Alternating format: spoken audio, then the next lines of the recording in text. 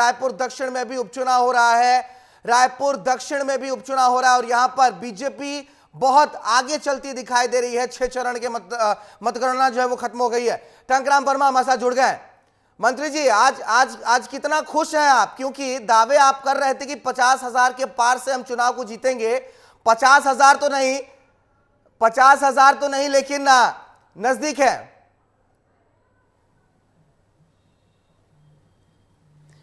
जी, मैं रायपुर दक्षिण विधानसभा के सभी मतदाताओं को मैं धन्यवाद देता हूं कि भारतीय जनता पार्टी के प्रति विश्वास किया और उस सीट को बरकरार रखा।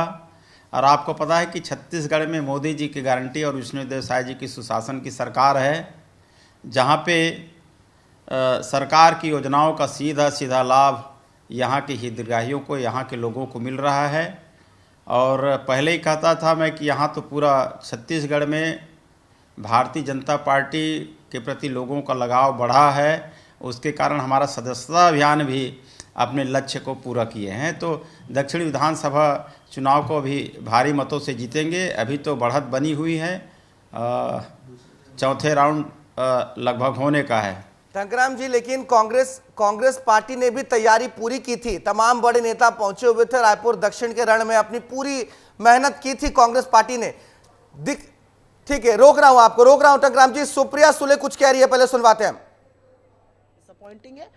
हम ईवीएम पर जरूर व्यापक चर्चा करना चाहते हैं। हम जिस तरह से महाराष्ट्र का चुनाव टाला गया, महायुति को वक्त मिला अपनी स्कीम लॉन्च करने का, 3-3 इंस्टॉलमेंट्स गए, वो सारे फैक्टर्स हैं। लेकिन डिसअपॉइंटिंग बात यह है कि हमारे वो नंबर्स नहीं है जिसकी हमें आशा थी।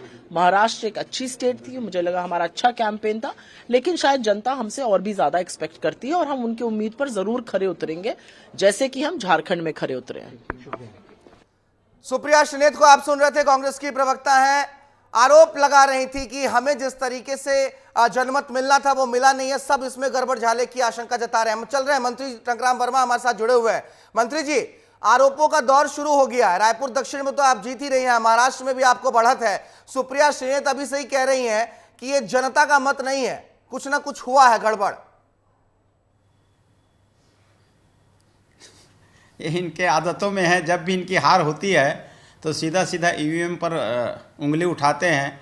अभी आप देख रहे हैं झारखंड के चुनाव का, पंजाब में भी हुआ, कई स्टेट में हुआ, वहाँ भी तो ईवीएम का ही उपयोग किए गए हैं। अब वो ज़माना बदल गया है कि कागजी उसमें सील थप्पा लगाएं फिर 4 दिन तक गिनती करें।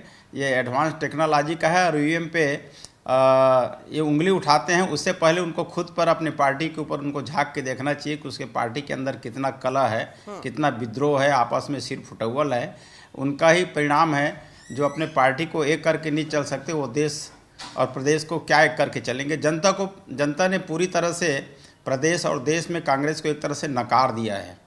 मंत्री जी, खेल मंत्री हैं आप टंकराम जी, छत्तीसगढ़ में आप खेल मंत्री हैं, अच्छा खेले हैं चुनावी पिच पर इस बार आप लोग?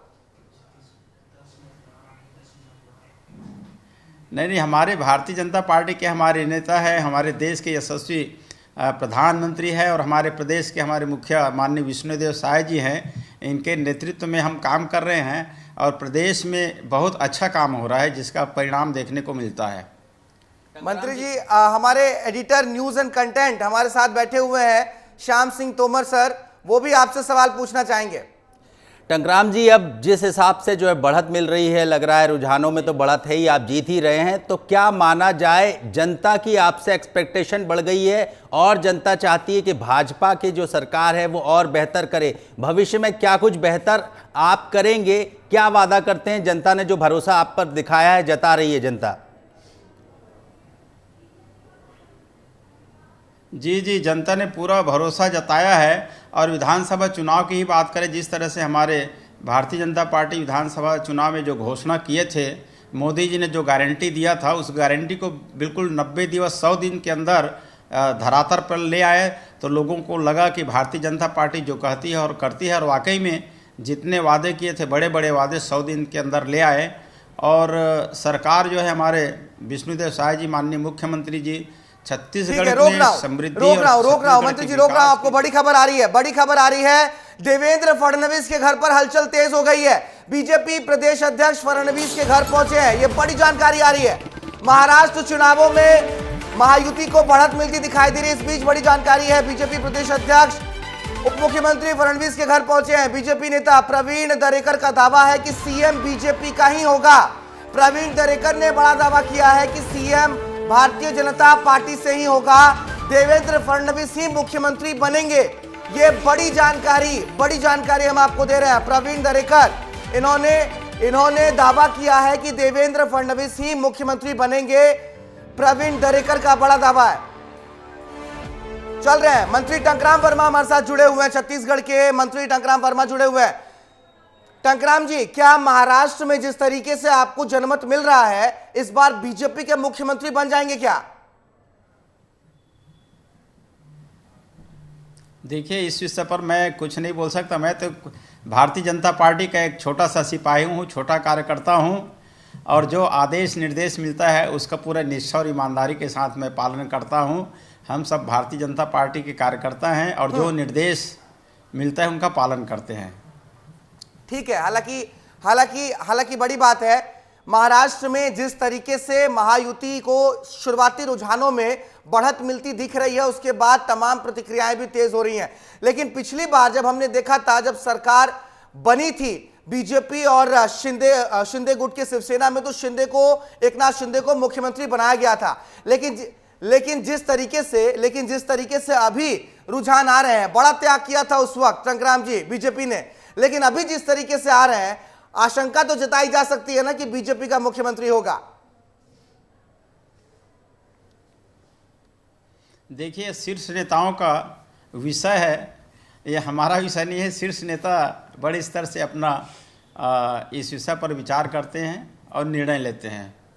ठीक है, ये तो अनुशासन की बात होती है। श्याम सर, आपसे कुछ पूछना चाह रहे हैं। टंकराम जी, झारखंड लगता हुआ स्टेट है, छत्तीसगढ़ से लगता हुआ स्टेट है, वहां वैसी सफलता मिली नहीं, क्यों नहीं मिली? क्या हुआ, क्या वजह लगती है आपको? आखिर झारखंड में क्यों जादू नहीं चला?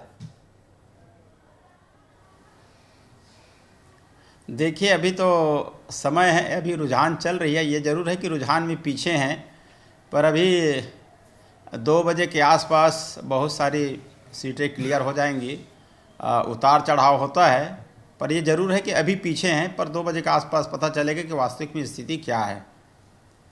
कुल मिलाकर टंकराम जी, रायपुर दक्षिण सीट की अगर हम बात कर ले, तो तमाम ताकतों ने, बीजेपी के तरफ से भी सभी लोगों ने वहां पर प्रचार किया था, कांग्रेस के तरफ से सचिन पायलट वहां पर पहुंचे थे। लेकिन अगर वहां पर कांग्रेस हार जाती है, तो जिस तरीके की बयानबाजी हम सुन रहे हैं महाराष्ट्र में, छत्तीसगढ़ में भी ईवीएम पर सवाल उठने लगेंगे क्या? देखिए, ईवीएम पे सवाल उठाना तो बेमानी है। ईवीएम तो अपना काम करती है, जनता का जो आदेश है, उसका निर्णय है, उसको सिरोधार्य करना चाहिए।